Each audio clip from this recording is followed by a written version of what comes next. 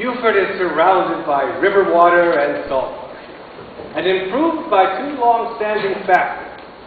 The big sprawling oak trees, even considering all the heavy limbs they drop, and the warriors who train, settle, and heal here, and are so clean-cut and appearance.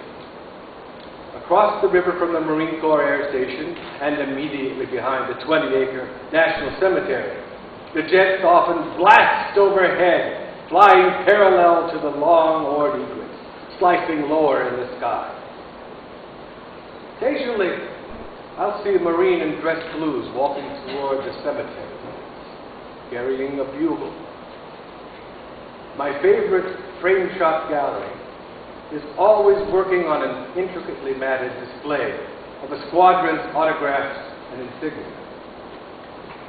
A retired Marine neighbor lives around the corner with two giant, beautiful staghorn ferns hanging in baskets around his front door. Rifles crack in the distance from the range from Paris Island. Another neighbor once told me about the groomsmen pictured in her wedding photo.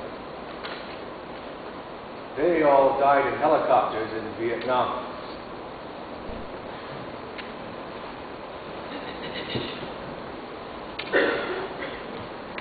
Moisture drips from the edges of a rusting corrugated metal roof supported by 4 metal posts.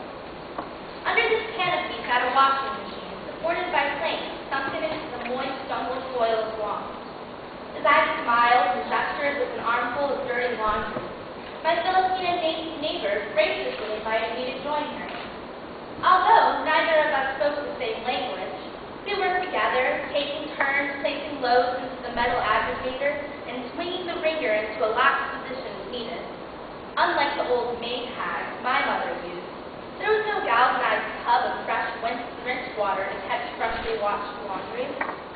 Dear God, what am I doing in the middle of the jungle, sharing whatever resources are available, and grateful not to be wringing these clothes out by hand in the kitchen sink? As a young 21-year-old bride in 1968, during the Vietnam War, I left college in Maine and joined my husband at his new duty station in Guam. As E3, Brian was not eligible for base housing. The struggle to join him was only the first of many challenges. My once-a-month $130 allotment and Brian's pay on the 1st and the 15th of each month totaled $330, not nearly enough to pay for all we needed. The land has always soothed me. In Maine, where I grew up, the quiet, calm exterior of rural nature asked for nothing. The openness of the fallow fields with their boundaries was a landscape in contrast to the closeness of my 2 sisters and me sharing a full-size bed during our childhood. My refuge from the confines of a large family living close quarters was to walk up the farm road, with fields on my right, woods on my left, and headlands that formed part of the border of the farm straight ahead.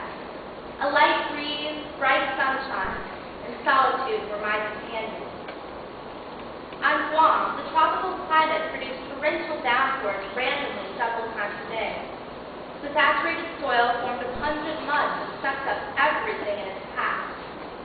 Planks were needed to support foot traffic and washing machines.